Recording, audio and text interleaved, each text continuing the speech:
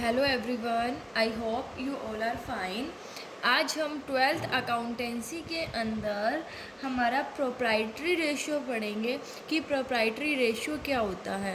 Last video में हमने total assets to debt ratio calculate किया था। आज हम प्रोप्राइटरी रेशियो करेंगे कि प्रोप्राइटरी रेशियो जो है वो क्या होता है। तो देखिए, this ratio indicates the proportion of total assets funded by owners और शेयर होल्डर्स। देखो, सबसे पहले प्रोप्राइटरी रेशियो से पढ़ने से पहले आपको ये पता होना चाहिए कि प्रोप्राइटरी मतलब प्रोप्राइटर्स कौन होते हैं।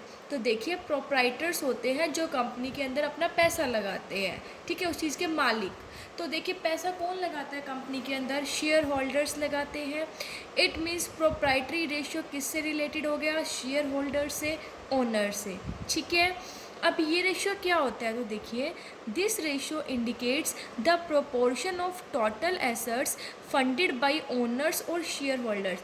मतलब टोटल एसेट्स का कितना प्रोपोर्शन जो है वो ओनर्स ने या शेयर होल्डर्स ने कंट्रीब्यूट किया है। मतलब हाँ, ये जो रेशियो है ये क्या दिखाता है? शेयर होल्डर्स का प्रोपोर्शन दिखाता है with related to total assets, की टोटल एसेट्स में से कितना प्रोपोर्शन शेयर होल्डर्स का है। सो वो प्रोप्राइटरी रेशियो हमें बताता है। तो देखिए, प्रोप्राइटरी रेशियो को हम कैलकुलेट कैसे करते हैं? इक्विटी अपॉन में टोटल एसेट्स। इक्विटी मीन्स हमारे प्रोप्राइटरी फंड्स या फिर हमारा शेयर होल्डर्स फंड, ठीक है। टोटल एसेट्स मतलब चाहे वो हमारे करंट एसेट्स हैं चाहे वो हमारे नॉन करंट एसेट्स हैं, ठीक है, वो हम टोटल एसेट्स के अंदर इंक्लूड करते हैं। सो प्रोप्राइटरी रेशियो के अंदर जो है वो हम कैसे कैलकुलेट करेंगे प्रोप्राइटरी रेशियो को? प्रोप्राइटर्स फंड या फिर जिसे हम शेयर होल्डर्स फंड भी कहते हैं, जिसे हम इक्विटी कहते हैं, divided by non current assets plus current assets मतलब टोटल एसेट्स, ठीक है। अब देखिए, टोटल एसेट्स तो आपको पता है कैसे कैलकुलेट करेंगे, चाहे वो नॉन करंट एसेट्स है चाहे वो करंट एसेट्स है, ठीक है। उन दोनों को टोटल कर देंगे तो हमारा टोटल एसेट्स आ जाएगा। अब बात आती है share holders fund. Share holder fund हमने लास्ट में वीडियो में भी स्टडी किया था कि कैसे कैलकुलेट करते हैं। Share capital plus reserve plus surplus. Share capital चाहे वो इक्विटी शेयर कैपिटल है या प्रेफरेंस शेयर कैपिटल है, उसमें हम रिजर्व्स और जो हमारे सरप्लस है, ठीक है, वो जो हम ऐड कर देंगे सो हमारा क्या आ जाता है? शेयर होल्डर फंड आ जाता है। सरप्लस हमारे, ठीक है, रिजर्व्स हो गए, सरप्लस मतलब प्रॉफिट एंड लॉस का जो बैलेंस होता है, ठीक है, वो। सो ऐसे हम शेयर होल्डर्स फंड्स को कैलकुलेट करते हैं। अब देखिए, अगर प्रोप्राइटरी रेशियो हाई है इसका मतलब कि कंपनी की जो फाइनेंशियल पोजीशन है वो बहुत अच्छी है। हाई मतलब मान लीजिए 100% एसेट्स में से 80%, मान लीजिए रेशियो आता है हमारा 80%। इट मीन्स क्या है कि 80% जो एसेट्स है वो शेयर होल्डर्स ने खुद अपना प्रोपोर्शन दिया है, मतलब उसमें से शेयर होल्डर ने पैसा लगाया है, ठीक है। सो ये तो अच्छी बात है, बहुत अच्छी बात है कि जो फर्म है, जो कंपनी है, उसको बाहर डिपेंड नहीं होना पड़ रहा पैसों के लिए।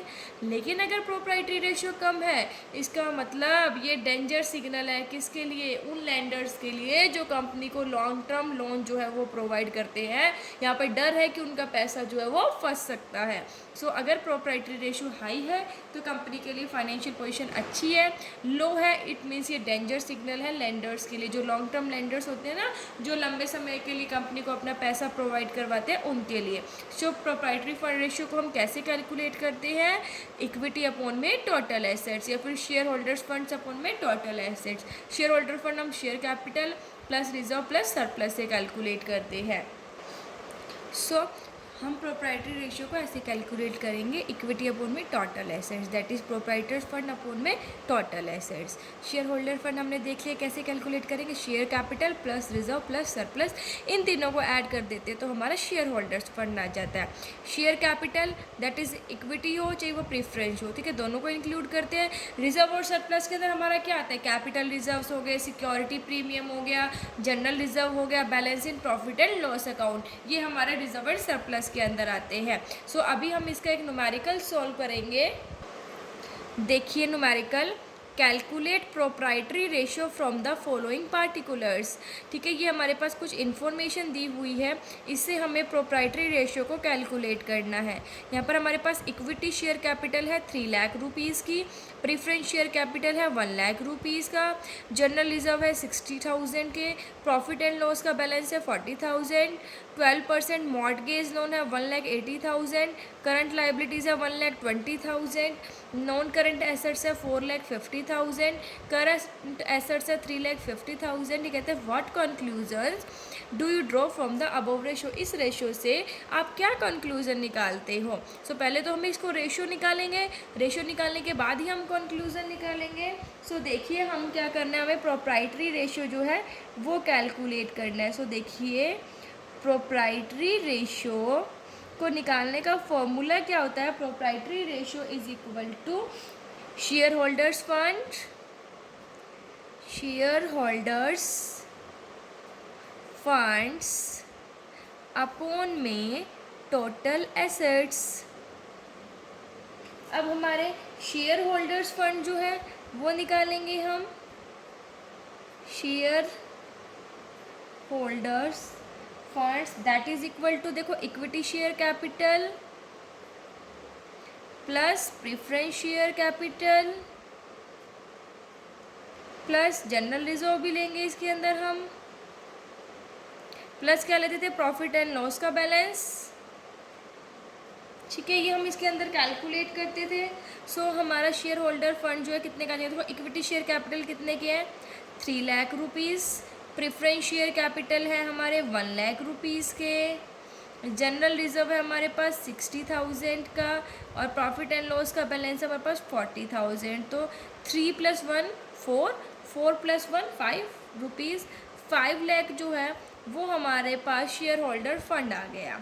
अब हम यहाँ पर निकालेंगे अपने जो हमारे टोटल एसेट्स है, टोटल एसेट्स जो है वो हमारे निकल जाएंगे। टोटल एसेट्स क्या होते हैं, देखो इसमें क्या देखा, current assets plus non current assets दोनों है, non current assets plus current assets. Non current assets है हमारे पास 4,50,000 प्लस करंट एसेट्स है हमारे पास 3,50,000। ठीक है, सो ये हमारा हो जाएगा बेटा ₹8 लाख। ठीक है, सो 8 लाख हमारे आ गए, टोटल एसेट्स आ गए। अब हमें क्या करना है, हमें हमारा रेशो कैलकुलेट करना है। ठीक है, हम क्या करेंगे, यहाँ पर अपना रेशो कैलकुलेट करेंगे। सो देखिए हम अब अपना रेशो कैलकुलेट करेंगे। सो हमारा रेशो हो जाएगा proprietary ratio is equal to share holders fund upon में total assets. Share holders fund हमारे पास कितने के हैं, ₹5 लाख, एंड टोटल एसेट्स हमारे पास कितने के हैं, ₹8 लाख। इसको जब हम सॉल्व करेंगे सो ये हमारा रेशियो आएगा 0.625। ठीक है, 0.625 अपॉन में 1। ठीक है, अगर हम इसे परसेंटेज में कन्वर्ट कर लेते हैं सो ये हमारा आ जाएगा 62.5%। मतलब 100 में से 62.5% जो है, टोटल एसेट्स में से 62.5% है वो शेयर होल्डर्स कंट्रीब्यूट कर रहे हैं। ठीक है, ये तो हमारा रेशो आ गया इसके अंदर, प्रोप्राइटरी रेशो। अब हमें कंक्लूजन भी निकालना था, तो हम क्या कहेंगे कि जो शेयर होल्डर्स फंड है कंपनी के, टोटल एसेट्स के कंपैरिजन में कितने हैं, 62.5% है। तो मतलब जो 62.5% है वो जो टोटल एसेट्स है ना कंपनी के, उसमें से 62.5% जो है वो इक्विटी से फंड हो रहे हैं। मतलब अच्छी बात है, 62.5 जो प्रोपोर्शन है वो टोटल एसेट्स में किसका है, शेयर होल्डर्स का है।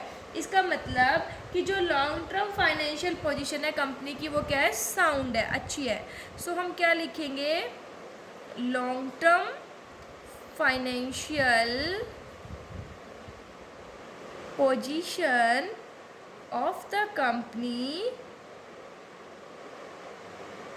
is very sound। ठीक है, ये हमने अपना न्यूमेरिकल सॉल्व किया, यहाँ पर हमने फॉर्मूला लगाया, proprietary ratio is equal to share holders fund upon में टोटल एसेट्स, फिर हमने शेयर होल्डर्स फंड कैलकुलेट किए, देन हमने टोटल एसेट्स कैलकुलेट किया, उसके बाद प्रोप्राइटरी रेशियो कैलकुलेट किया, और उसके बाद हमने इस रेशियो से कंक्लूजन निकाला। कंक्लूजन क्या निकला कि भाई कंपनी की फाइनेंशियल पोजीशन बहुत अच्छी है, क्योंकि टोटल एसेट का 62.5% इक्विटी के द्वारा, मतलब प्रपोर्शन इक्विटी का है, शेयर होल्डर्स का है, इक्विटी फंड कर रहे हैं, है ना। सो ये फाइनेंशियल पोजीशन कंपनी की अच्छी है। सो आज हमने किया कि प्रोप्राइटरी रेशियो कैसे कैलकुलेट करते हैं। आई होप सबको समझ आ गया होगा। Thank you. Stay safe, stay home.